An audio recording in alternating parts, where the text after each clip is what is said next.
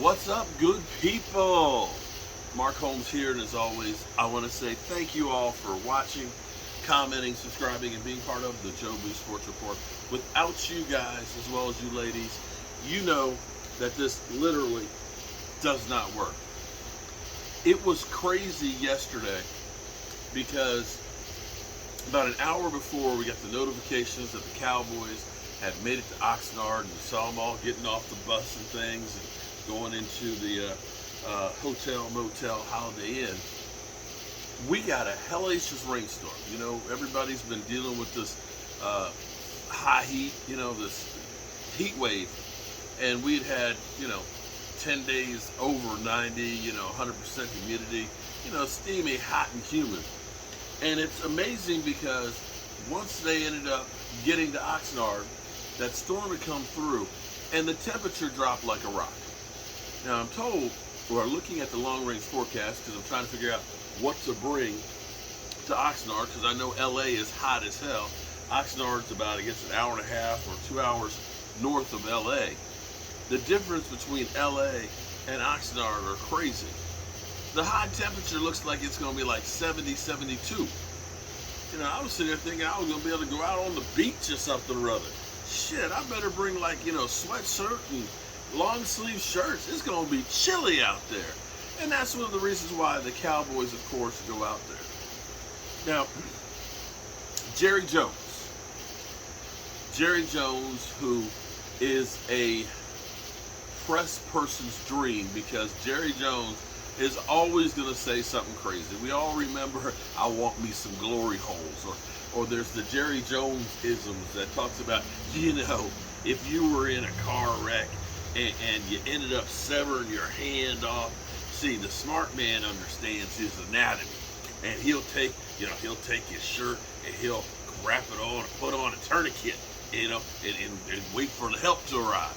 But see, the stupid man, he ends up opening up the door. And I'm sitting there thinking, how's he open up the door if his hand's severed? But anyway, I guess he's using the other hand. And he goes running off into the woods and he bleeds to death.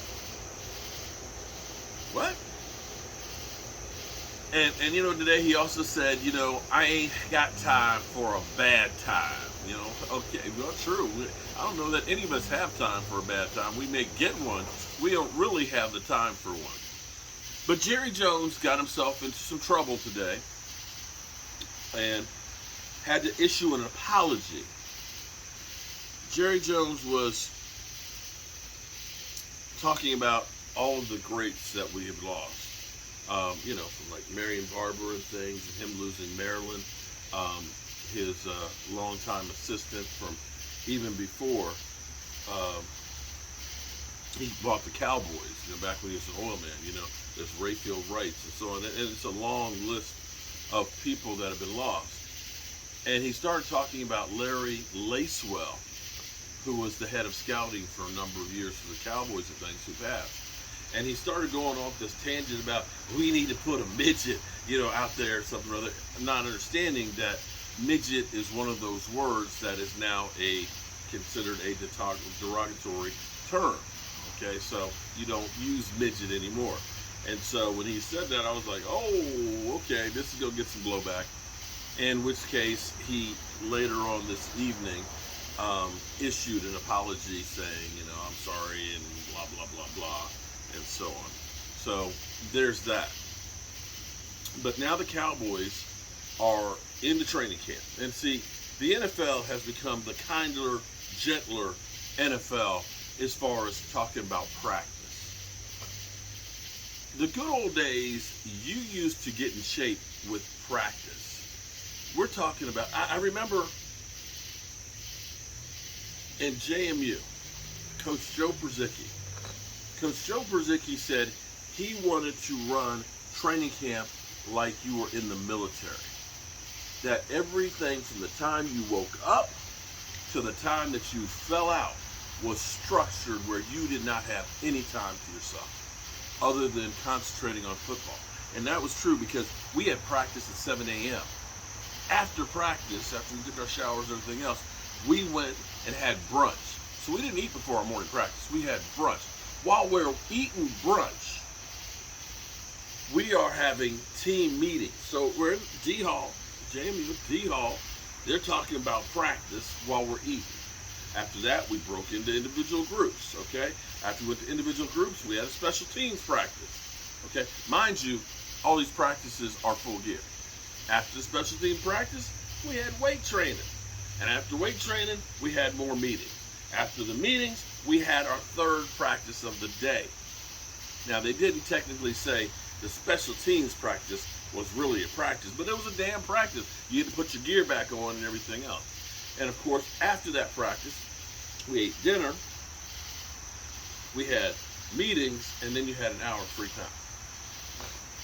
Now, the NFL has 14 padded practice, only 3 preseason games. And the Cowboys are changing what they're doing. Instead of doing, where they're doing, the physicals where they're checking you out, where they're making you run the 40 and do strength and everything else, testing to see exactly where you are. At JMU, it was funny because we would do, you do your squats, you do your bench press and all that, and they ranked you by positions. So the defensive line, the offensive line, receivers, D-backs, and so on. They rated you by how much you lifted, okay? And what you didn't want to be is a toothless dog. That means your shit was weak, okay? If you ended up meeting the minimum goals that they had, then you were a duke, like JMU Duke, okay? You understand? So you're going out there because you don't want to be a toothless dog. You're out there trying to max out on everything. You're out there going balls to the wall, trying to do that 40 because you want to make sure you are not a toothless dog. But what the Cowboys realized is because the guys have been off for 5 weeks, that you're going from zero full tilt. And that's where you end up getting those soft tissue injuries. You might pull a groin, pull a hamstring. So they're trying to bring them along slowly. So they had them out on the field today doing some light work and stuff. Tomorrow, of course, is their first practice, which will be more of like a glorified walkthrough. They'll probably pick up the pace a little bit, but they'll be doing kind of install work on the field, of course, without padding. And they'll be building up for practice on Monday, which will be the first padded practice. It still amazes me because having been old school football, having been through the, 2-a-days that are full tilt hitting, okay? Let me be clear here. We're doing Oklahoma drills, Tennessee drills. We are bull in a ring, okay? We are doing full go every day, every practice, hitting. You better have your head on a swivel. They don't do that in football anymore. They don't do that anymore. And for me, it's kind of hard to think how you go from practices where you never practice actually tackle. If you're in the NFL right now, you will only tackle somebody totally in a game. How do you ever work on your technique? How are you ever taking a guy who wasn't a good tackler and making him a great tackler if they can only do it in a game? And I think, in my mind, because guys don't ultimately know how to tackle the proper way, we see so many guys that their tackling level is, I'm just going to hit you as hard as I can and leave with my head. That's why you see guys bounce off. Back in my day, we didn't have those tight jerseys and all that where they've got the shoulder pads that have like the sticky stuff on there, so that way there's nothing to grab. We had jerseys with sleeves that came down to here. You could grab onto that. You could grab the tail of the jersey. In fact, they even had tearaway jerseys for 1 year. You don't have that in the NFL. So what you have to be able to do is actually have proper technique. And the way we were taught is you have to use your head to get across the body. So if the running back is coming like this at you, what you're trying to do is get your head across his face, and you're using your shoulder and your arms. So that way you're getting that torso right here, and you grab a hold of, boom, and you drive through them and take them down. That way they're not bouncing off you and making a big play down the field. and you're not hitting with your head, helmet to helmet, where you're doing damage and scrambling your brain. It used to be in March, they would have quarterback schools for the quarterbacks, just to go through, work on their technique, work on, the whole offense and everything else for a whole month. And then you'd have the 2-day mini camp, the 3-day mini camp, the 5-day mini camp. And these mini camps were full pads. So I look at this now and say, how do you honestly learn the fundamentals? I guess you don't. And now you have a limited amount of time to actually work with the players and teach them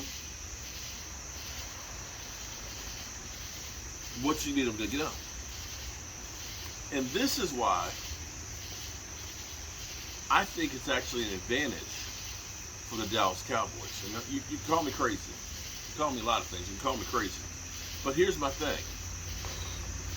If you're bringing in 3, 4, 5 guys new to the system, okay, they have to get up to speed in a very short window